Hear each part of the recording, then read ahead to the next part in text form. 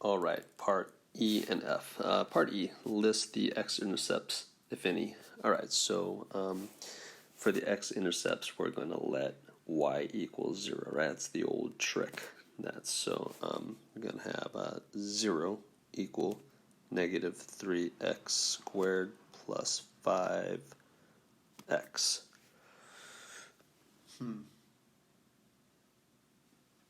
Let's factor out an x. 0 equals x times negative 3x plus 5. Okay, cool. So now we have two things. X equals 0, right? Because if that is a 0, 0 times anything will be 0. And then we've got to the side negative 3x plus 5 equals 0. Alright, so subtract 5 from both sides, divide by negative 3, and x equals positive 5/3. Okay, so our x-intercepts are 0 and negative 5 and positive 5/3.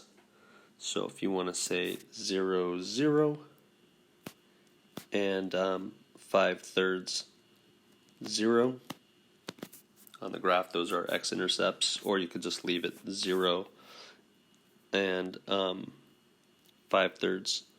I'm not quite sure how they're asking for the answers, but either way is fine with me.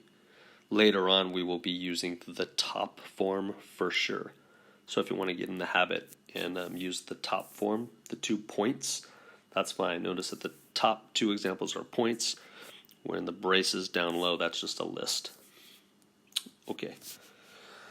So list the y-intercepts of any. Oh, and the word list is there, so they might accept the bottom form for today. All right, so that might be fine. I care less. Either way is fine with me. All right, so list the y-intercepts of any. Here we're going to let x equal 0.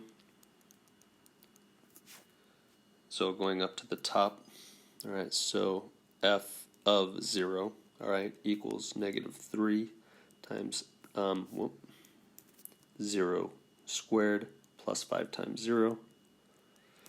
So f of 0 equals 0, right? All that's going to mount up to 0. And we see that also. The y-intercept is right here, all right? 0, 0 is always an intercept for both x and y. All right, just a little reminder. So anyway, we could say 0, 0 is your y-intercept, or if you want it as a list and just put, just use the braces, either one is okay with me. Okay, let's do number 2.